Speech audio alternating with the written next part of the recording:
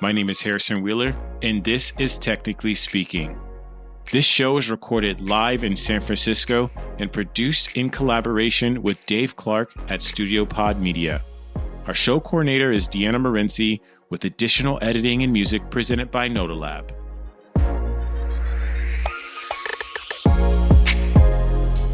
This episode of Technically Speaking is sponsored by Automatic, the people behind WordPress.com, Jetpack, WooCommerce, Tumblr, and more. Automatic's 1,400 people hail from 79 countries and speak 99 languages. Their open source software products democratize publishing and commerce so that anyone with a story can tell it and anyone with a product can sell it, regardless of income, gender, politics, language, or country. More than 1 billion people use Automatic products every month. Automatic also contributes directly to WordPress, the open source project that powers over 40% of websites on the internet. If you're ambitious, energetic, and driven by a passion to help people, you can make a visible, profound, and lasting difference working at Automatic. Visit automatic.com to check out the latest job listings today. That's AUTOMATTIC.com.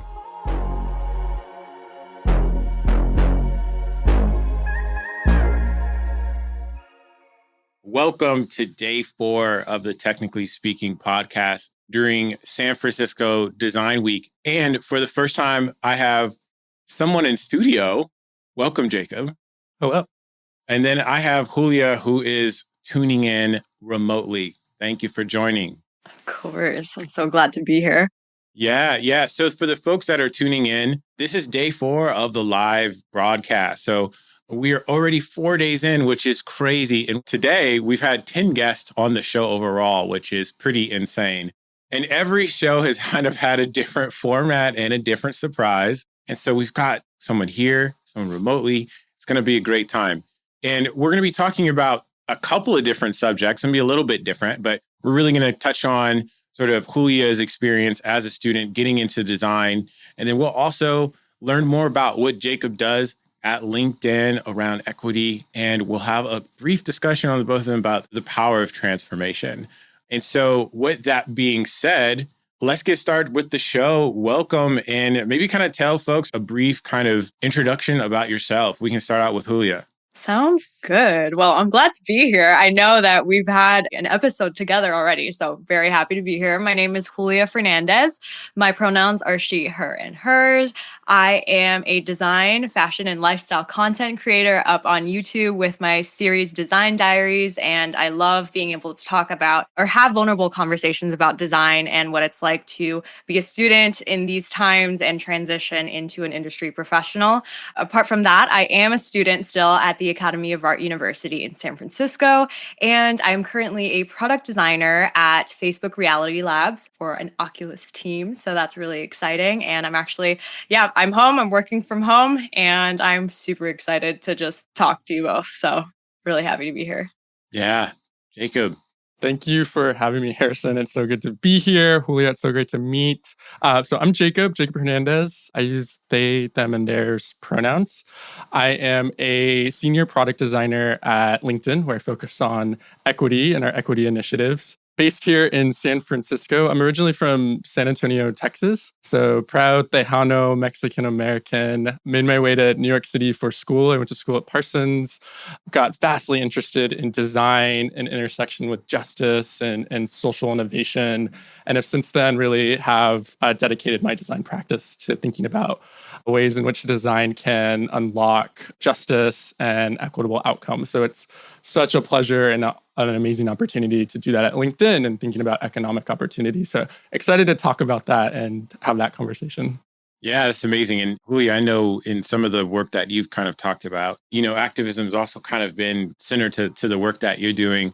And it's great to kind of see that, folks that are just getting in the industry are starting to think about these things. So before we start getting into all the details and a little bit more about yourselves, let's maybe kind of start out with a few icebreakers. So, we've kind of been in this this remote sort of situation. Now that things are starting to kind of move about, what do you prefer? Do you prefer work from home, in the office? Like, where are you guys at with that?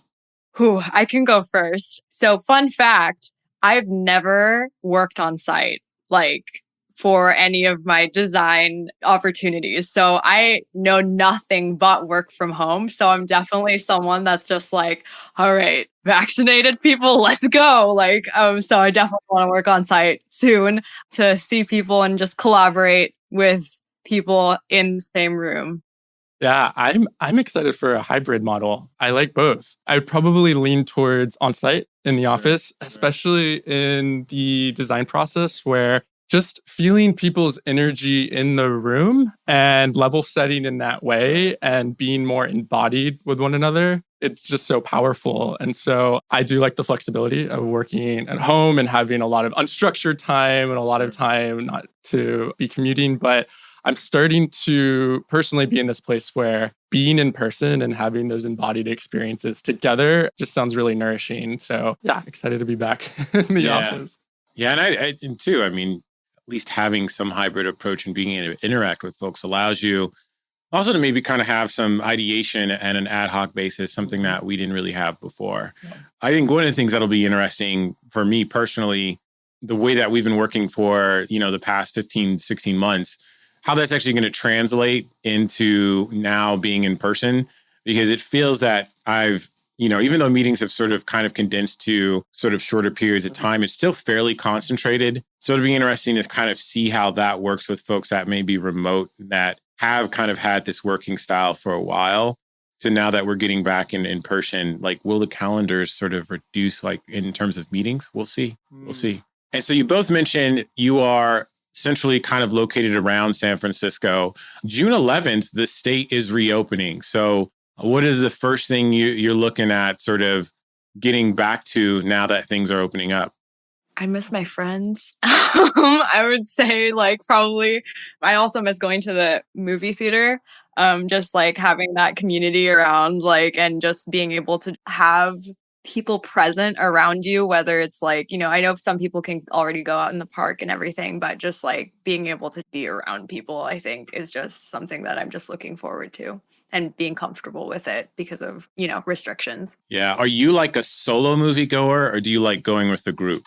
I love going with a group of friends, if not a friend that I know is just as excited to go to the movies with me. And I remember I used to have one of those movie passes. Oh, yeah. They went bankrupt, but now I have an AMC Stubs pass, but I had a movie pass and we would just go all the time. And it was just the best college movie experience, just going in the movies whenever I had free time. So I love that. So I'm definitely looking forward to that again.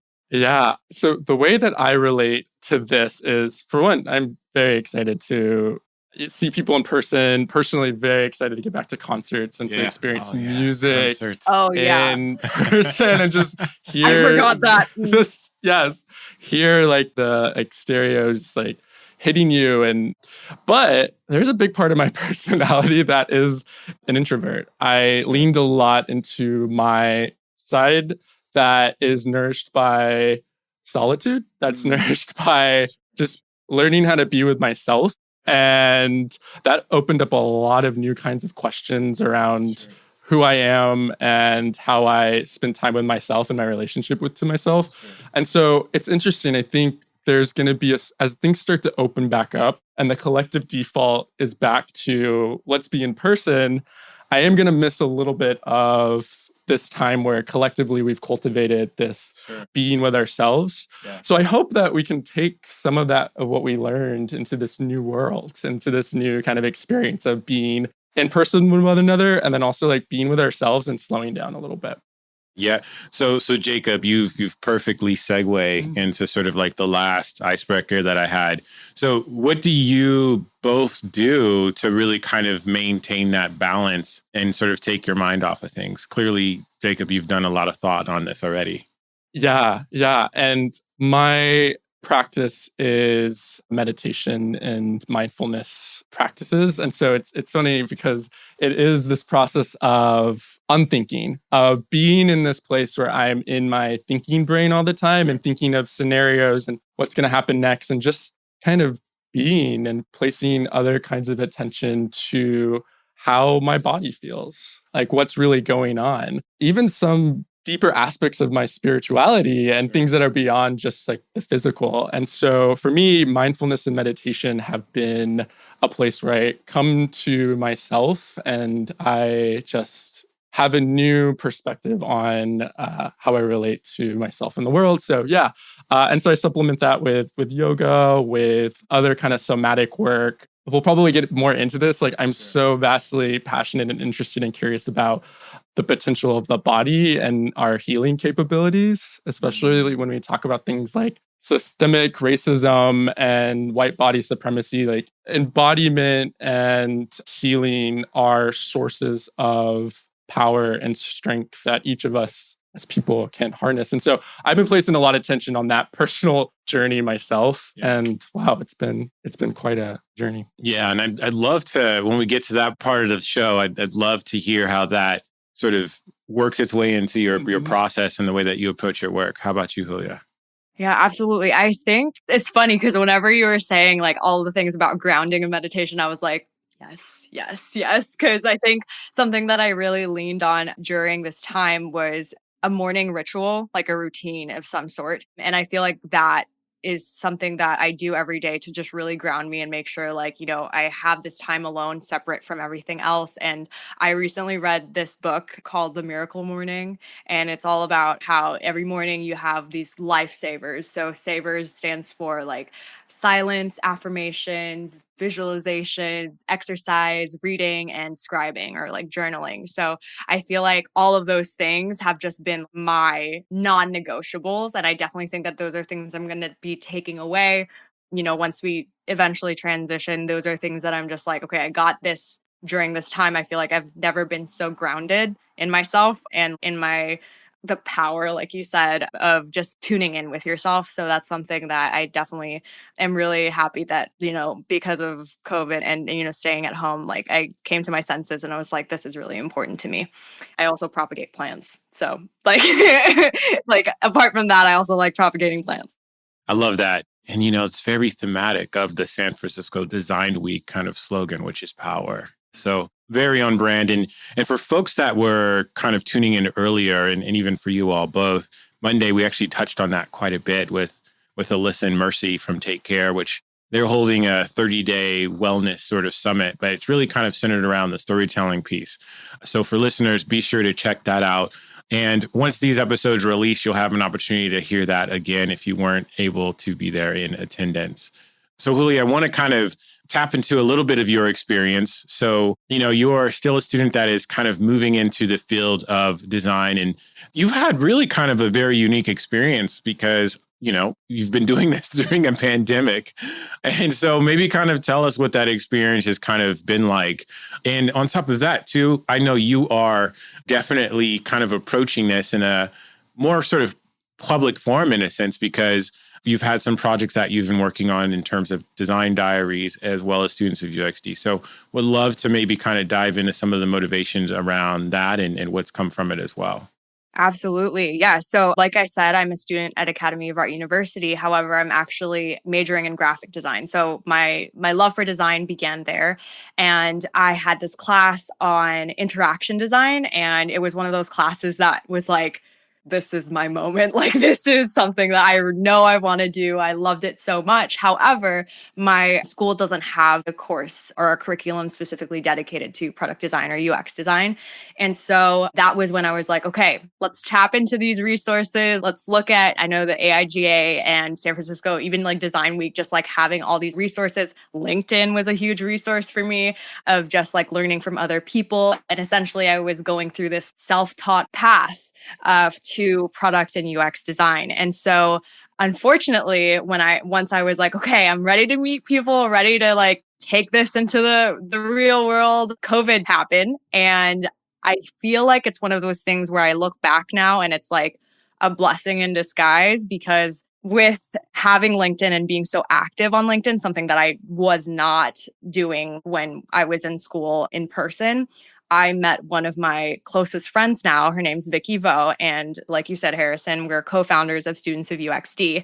And I think one of the things that really was the highlight of, this time of working from home is just finding community in the design world, finding mentors like you, finding other people that are on the same boat that are transitioning into UX design, because it is a really intimidating world. And it's just scary to feel extra alone when you're like in this journey to, learning, finding a job, etc. And so that is actually one of the reasons why I began Design Diaries. So at first I was like, it would be cool to have a YouTube channel to just, I've always loved documenting stuff, but I tapped into kind of this like niche audience, I guess you could say, and just really having vulnerable conversations, I think is just really important to me. Yeah.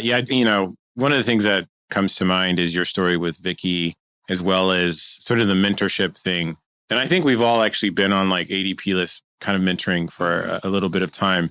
Do you think sort of like where you're at right now, do you think that would have been the same if COVID didn't hit? Like, it seems like a lot of these things had emerged because of sort of the constraints we were all sort of dealt with. Yeah, I definitely don't think that things would have happened the way they did without COVID. Like, it's one of those things where I look back now and I really understand what people mean when they say everything happens for a reason, just because it's almost like I can see the butterfly effect, like in the events in my life. And not to say that, I can't be where I am right now without COVID, but I do think that the connections and the quality of connections that I've gained with people during this time has just like opened community, like the word community, and the power of community in such like a different way, an unprecedented way. Yeah. So with that being said, one of the things that you started out with, Vicky, as you mentioned, is Students of UXD, which has a ton of content, really kind of thematic of our times. And, I'm super curious why specifically that subject matter, and maybe kind of give folks an idea of the types of topics that you're talking about. And I'd love to maybe even sort of, for you to kind of take us through, like, what have your learnings been from that and how you've been able to kind of apply that to the work that you do.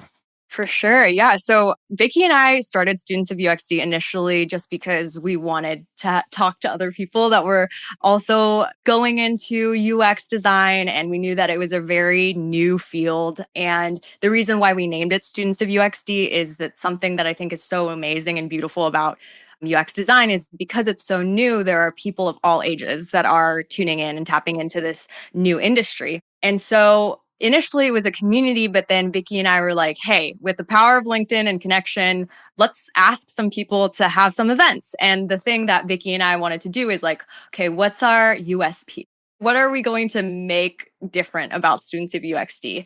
And so we were thinking, okay, there are boot camps, there are some school courses, but like, what are things that aren't talked about in design curriculums that we think are important? And during this time, specifically, it was March, and that's when George Floyd was murdered. Everything was starting to, at least activism was becoming a more normalized thing. I hate to say, but like something that was in conversations, in daily conversations. And we thought it would be irresponsible for us to not tap into these conversations. And so that's why, we had our event with you. We talk about things like anti-racism. What does anti-racism look like in UX? What does it mean to actually have inclusive UX design? And we also talk about, just different topics that we feel like are not tapped into enough, just because the UX design field is just so new. And, like there's a lot to catch up on, but knowing that we can tap into people super earlier on in their careers and be like, hey, be mindful of this, because being a strong designer means to not ignore this. So that is like a huge motivator for us as co-founders of Students of UXD. Yeah, thank you for that. Jacob, now I'm going to bring it to you. So you're a senior product designer at LinkedIn on the equity team. And this is great because we've got somebody that's, entering the field, and we've got someone that's been in the game for a little bit. Maybe kind of walk folks through sort of your path to get where you are. Like, do you think that the curriculum has really kind of set designers up for success? And on top of that, too, sort of how did you get to where you were in terms of just like your focus? And where are you seeing some of the bigger gaps there? Yeah. Similar to Julia, I studied graphic design, visual communication, the discipline of solving communication challenges visually. And somewhere in my studies, I started to identify, as I was explaining kind of at the beginning, that as someone who knows themselves as a very community-driven person, someone who just is a companion and wants to find ways to help communities that are often marginalized, like how does design play a role in that? And so I started to find that there were parts of the design discipline that were all about the systems thinking aspects, right? Like if everything in the world, from our mental models all the way to the physical world around us, is designed in some way, and those spaces aren't serving us anymore, or they stop certain groups from access to opportunity or create barriers, what are ways in which design can actually play a role in redesigning that? But not only certain people redesigning, but communities redesigning the worlds that they live in, that they experience, because communities are the experts in that. So I started to see myself as a designer, as a facilitator and a mediator for this. And so right out of college, and this was very much kind of what my thesis was based on. My thesis, I worked with LGBTQ youth experiencing homelessness and created a series of design tools that helped affirm and empower these young people. And so out of college, I started working for a startup that was thinking of all of these things, try to build tech around how do we help practitioners, people in government, in nonprofit, in design, all different kinds of stakeholders who are committed to thinking about social change. How do we build tools and technology that help practitioners and communities look at the systems in new ways, in qualitative and quantitative ways? And that's where I started to. So I was brought in as a design strategist, as a visual communicator, and started to learn more about the tech side of this world, and started to get really interested in, okay, what is product development? What does it mean to build product that is impactful, that is addressing a real need, but is still centered around this vision of changing the status quo? So I found myself saying, hey, I want to pivot into UX product design. I have this deep passion in this skill set around design and the design process. How can I transfer that into this tech space? And so it was actually a lot of self-teaching for me. Yeah, it was a lot of, starting to find mentors. It was starting to read about this. It was also just starting to try to practice this in the role I had at my startup. And then started to then pivot into more formal product design roles. I was still in New York at this time. And there was a moment where I started to realize that, hey, because I started to get into product design, worked for a B2B enterprise company working in data, wasn't so much as connected to my passion of community building. And so there was this moment where I asked myself, how do I merge these two things together? And also I had this itching to move to the West Coast. And so started to look for opportunities, found my way at LinkedIn, and wasn't starting on diversity and equity work, but through the support of our transformation culture, of my manager, Anaruda, starting to identify that this is something that I can really bring my full self to. And there was last summer when, racial inequity was just being reckoned with in new ways, and companies really reckoning with what is our stance and how does this relate to our mission and vision of creating more equitable worlds. LinkedIn doing that introspection and saying, hey, we need to look at ourselves, and we need to understand where bias could be happening on our platform. What are the barriers that are stopping equal access to opportunity? So LinkedIn formed an equity team. They formed a team that was going to commit to thinking about these questions. And I found myself on that team and thinking about these questions, both with the company, but also with our design org and our researchers. So it's been almost a year, and it's been a journey. The future of work is here at Automatic. The people behind WordPress.com, Jetpack, WooCommerce, Tumblr, and more. Join a team of diverse global perspectives. Create the work environment and schedule that empowers you to perform at your very best. At Automatic, what matters is the work you produce, not how many hours you put in. Work from anywhere you choose. There are automatications working right now in 79 countries around the globe. The intellectual and cultural diversity that results is critical to the company's success. Automatic believes in constant learning and offers mentorship and personal coaching to support your growth. As a small company with a huge footprint, Automatic offers you the chance to have an impact and make a difference.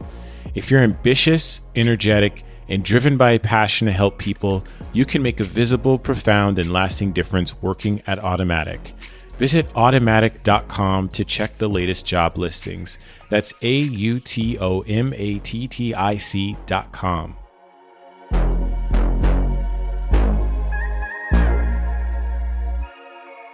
So one of the things that I'm really kind of picking up on both of you, and I'd love both of your thoughts on this, is really around the power of community.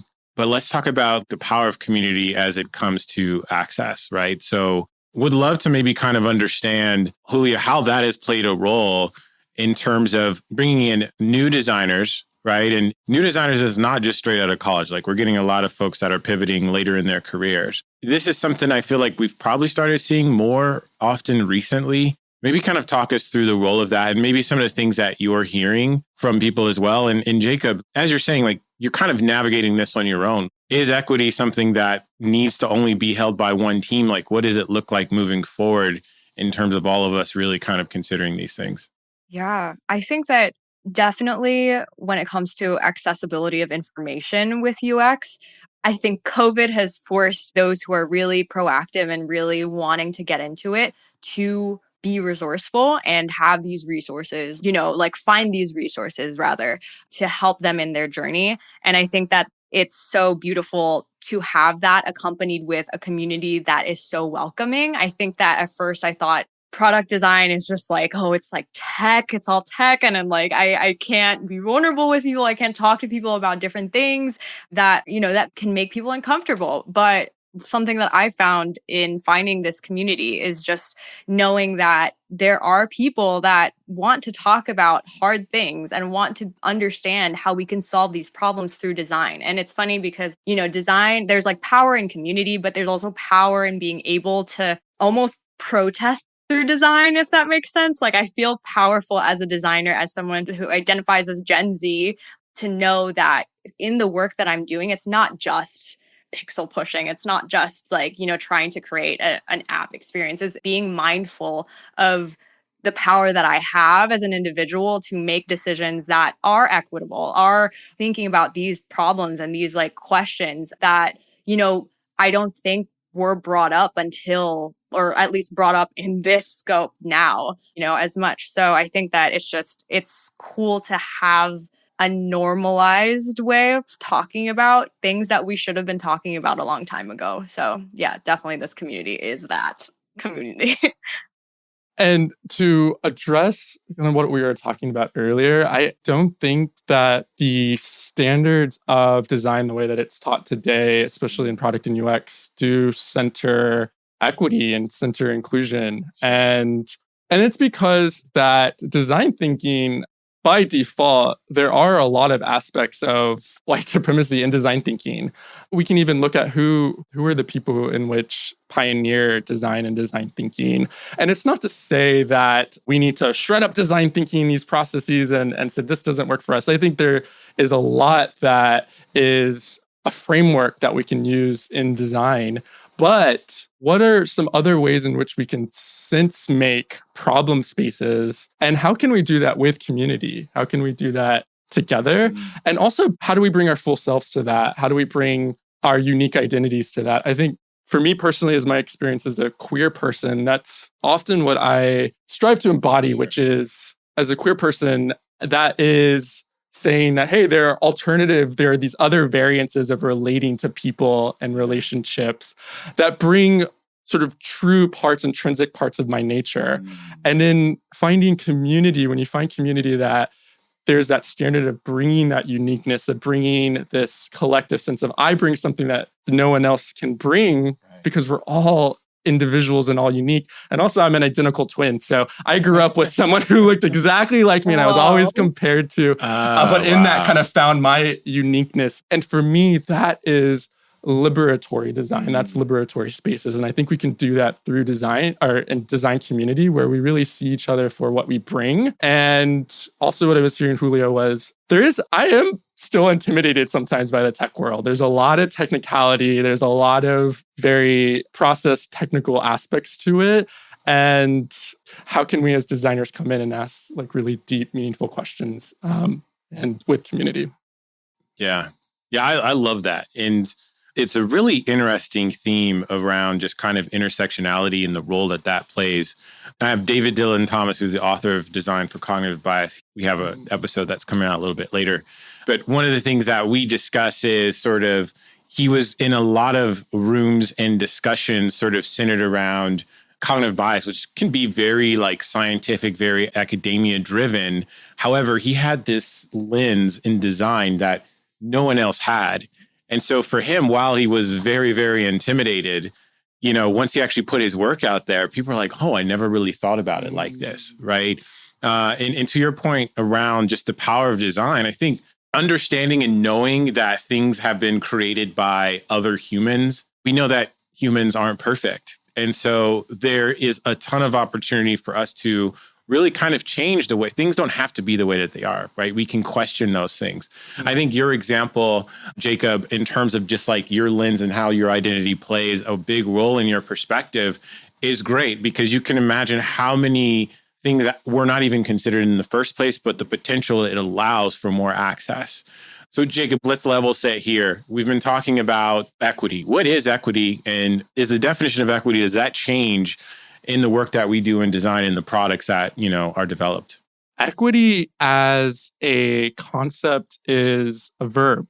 It's a way of relating to yourself and to the world and to systems. So it's a lifelong journey. How it relates to the work then that companies do and that we as people who want to change the systems that don't work for us anymore and saying, hey, there are certain groups of people who have this kind of access and these groups of people who have these kinds of barriers. What are the roots and the structural barriers that are causing those barriers to be formed? And so equity is also about diving really, really deep into what is going on below. And these things can be very invisible and they can be about our mental models around how we relate to each other, ourselves, in the world. And so that's kind of the high level. I love talking about the high level, how that kind of relates to then LinkedIn in the context of economic opportunity. And as LinkedIn, a mission and vision that's around creating economic opportunity for all members of the global workforce, it's that all piece, right? So we have to say, hey, there are barriers that stop certain groups based on aspects of their social identity, their demographics, determines the outcomes that they may have to that access to opportunity. For Black job seekers, for Latinx job seekers, for women, the list goes on. What are the barriers there, right? And so, for instance, when we hear about Black job seekers who on their resumes, we call it whitewashing their names to sound less ethnic, and then they start to receive more responses from employers, that is saying that there is a systemic barrier there that's impacting that person on an individual level, but is also impacting the community group. And so what can we do to start to shift those mental models? So for us, it's looking at the kinds of bias that recruiters might have or that companies might have. Us saying, hey, like companies are over-indexing on pedigree, are saying, hey, I want to find qualified candidates that come from this school, that come from places that are like me. And then we talk about culture fit, like that's all a way to say that I'm trying to find people that are like me and that it's not very inclusive in that way. And so one example of a way in which we've approached that is, can we help recruiters start to think about their unconscious bias and give them an ability to hide names and hide profile images, just as a way to start seeing it. Does that start to change behavior? So yeah, there are so many aspects to it, but I guess to summarize, equity is about deep root cause analysis and also centering those who are often marginalized from the default culture, from what we default to, the status quo, which in the United States, that is, white, cis, straight, Christian, typically affluent, male, masculine, and gives us these tools to think about there are other ways. There are other ways to be. So it's a wide spectrum. Yeah. Yeah. So I'm going to ask a little bit of a personal question for both of you. And Jacob, we can start with you as a queer Latinx person. Like, how have some of these sort of structures, how have those played a role in your life? And maybe kind of reflecting on that a little bit, like what advice do you have to someone that doesn't have like that representation in terms of just like trying to navigate and really kind of make their mark in the world? Well, growing up, I didn't have a lot of say in the way in which my environment was going to nurture the true, authentic aspects of Jacob and how I was getting to know them. And as I started to identify parts of my sexuality, I was on one part so excited. There was this like intuition telling me like, hey, this is like this really authentic, true side of me. And then there was other aspects of culture around me that was labeling that thing as, or identifying that thing as not normal, right? As not normal, but also something that would stop me from my own access to being successful, but also just like being free in the world. And so also with my personal family story, it's one of assimilation too. My grandfather was born and raised in San Antonio, first language Spanish, and in school was told by his teachers, like, you're in America, you're in the States. You don't speak Spanish here, you speak English. And so that's baked into, his nervous system, his sort of mentality, the way in which he raises his family.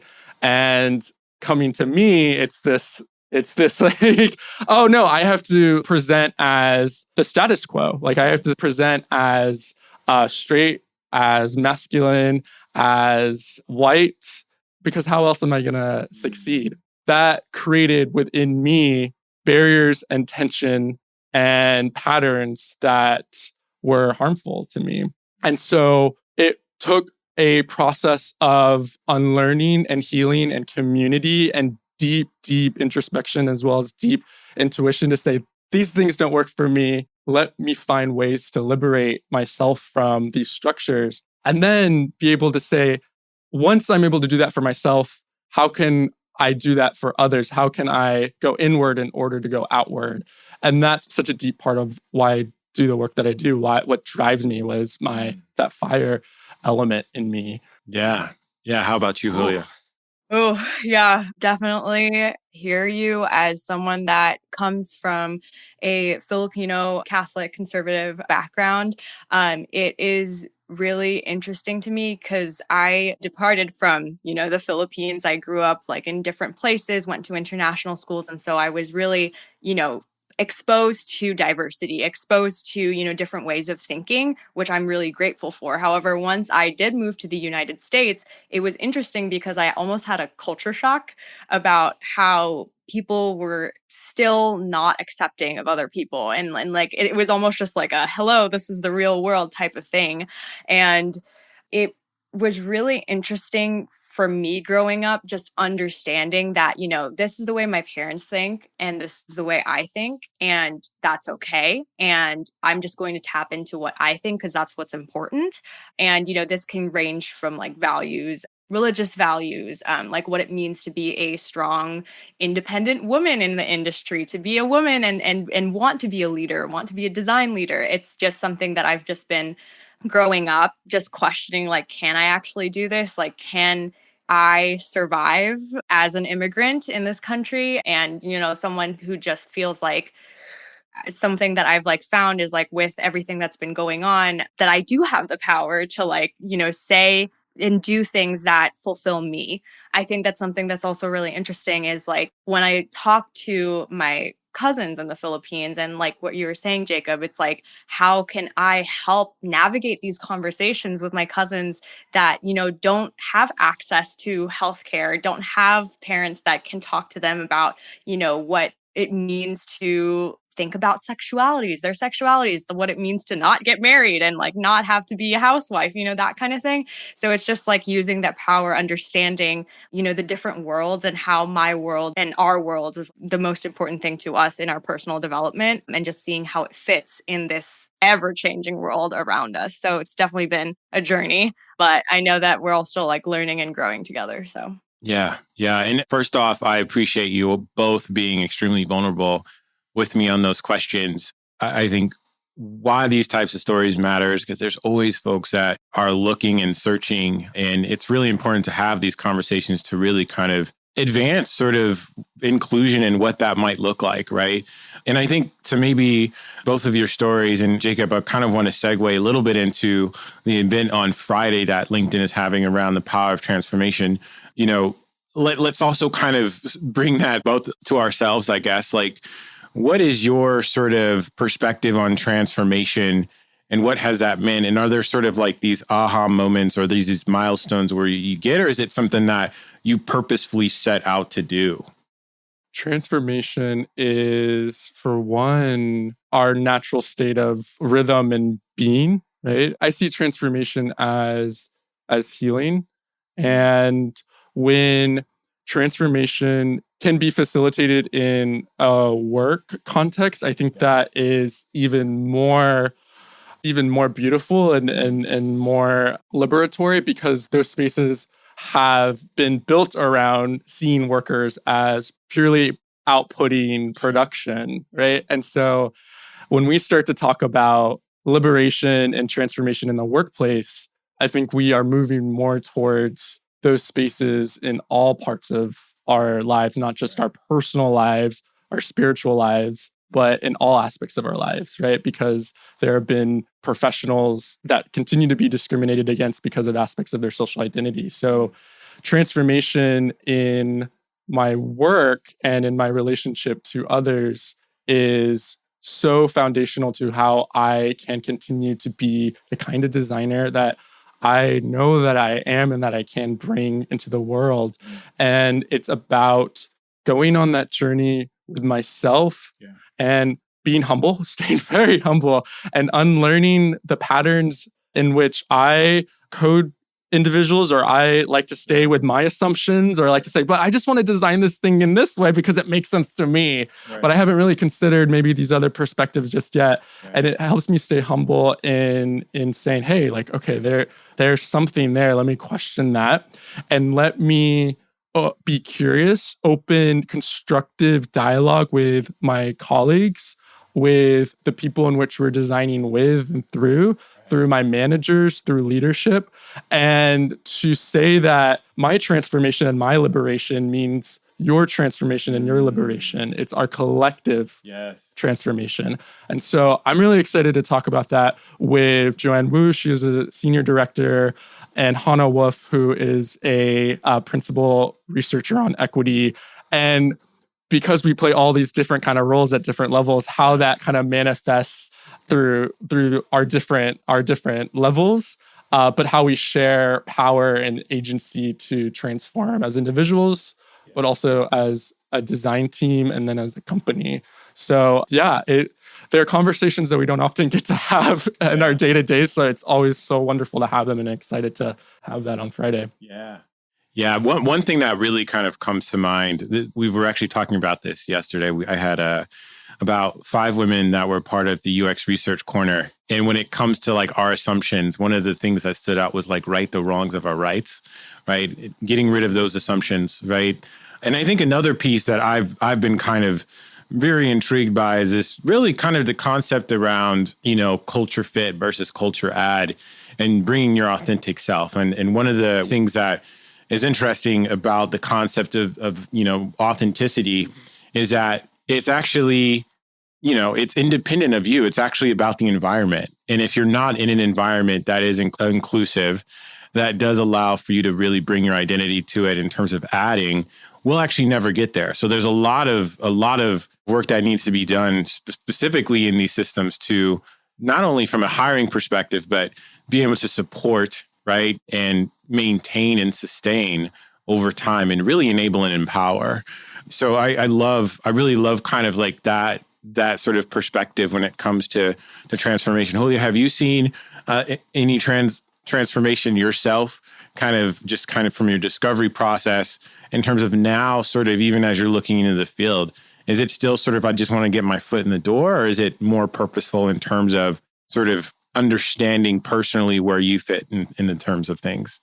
Yeah, that's a really great question. It's funny because I feel like as someone that is relatively new to this industry, that I'm seeing the industry itself transform and grow. And it's so exciting to me and empowering to me to see that transformation, to see these new norms, to see that people and designers are starting to care about things that do matter. And, like these conversations that we don't have every single day, they're starting to be had. And just seeing that transformation makes me feel like, okay, I'm going to show up and I'm going to almost like it motivated me to learn more about things that aren't covered in school. Like it made me learn what it means to, in one of my school projects, I had to create a survey. So it's like, what does it mean to have an inclusive survey? So it's almost like because of the transformation that's happening around me, it causes me to transform and me to want to like show up in the best way possible as I can with, whatever I can bring to the table. And so it's partially, I guess subconscious because I'm just feeling it and I just want to, meet people where they're at. But also now knowing that designers, like the reason why these things are happening and things are getting done is partially a lot because of design. I feel this power consciously. And now I'm just like, how am I going to use this responsibly? How am I going to, have these conversations knowing that I'm also a flawed human being? And like just having that self-awareness is definitely the way I've seen myself transform as a designer during this time. Yeah. So we're towards the end of the show. I'm going to ask one more question for Jacob. Jacob, thematically, what are the big areas of transformation that you've sort of seen, in your career at LinkedIn? Have you sort of started to see the company kind of move in a different direction? Yes, I think so. And I think it starts with where I've seen the transformation start to happen is the way in which we relate to our work and how we work together, and starting to identify as we're going on this transformation, the things that just don't work for us anymore, like parts of the design process that actually don't serve either, like ultimately don't serve our members, and that need to be reckoned with and re-examined and sort of redesigned. Right. And so that takes really in-depth conversations where we can have meaningful dialogue across differences, where we can listen to one another and to add to that and to reckon with the standards of design that we want to change. And so I see that happening. I see leaders that are listening to what's happening on the IC level and why it is challenging as BIPOC people to be the ones that feel some of the weight of this sometimes. Why people in ERGs and employee resource groups are putting so much work and they don't get compensated for, and LinkedIn coming in and saying, hey, we are going to compensate leaders in ERGs for this time, and starting to see these new relationships to power, to creating equitable partnerships and mutually beneficial partnerships with one another. And so that's starting to happen, where I think our transformation is really, it's now in this place of now, how does this impact the designs in which we put out in the world? And how is that actually making meaningful change to members and to job seekers, especially from misrepresented and marginalized groups? So it's a journey, like I said. It's a really long journey. Yeah. So how can folks get in to the event tomorrow? Maybe give folks sort of details on the event and when they can attend, and also just highlight the folks that are on the panel. Yeah. So you can attend tomorrow at, I believe, 3 p.m. I believe that's when it's at. And yeah, it's going to be moderated by one of our design program managers, Sarah Mandrich. And we are going to be having a conversation with Joanne Wu, who is a senior director on our consumer products, on our flagship products. And then Hannah Wolf, who is a principal user experience researcher on equity as well as the future of work. And then myself. And so please come if you're interested and curious about hearing about our own personal transformation, the transformation of the design organization at LinkedIn, as well as the vision and the futures we see ourselves moving towards. Yeah, and shout out to the whole LinkedIn crew. I know a few folks are tuning in. And then Julia, how can folks get in touch with you, subscribe to your Design Diary series? And when is the next episode dropping? Oh my gosh. The next episode is dropping sometime next week, if I'm on schedule. But definitely find me on Instagram and TikTok and even on LinkedIn. If you search up A Design Woman, that's my handle. And also tune in because we actually have Annie Ruda from LinkedIn in our Students of UXD event on Saturday. So perfect, kind of like, this is how community works. So yeah, definitely find me, Julia Fernandez. Amazing.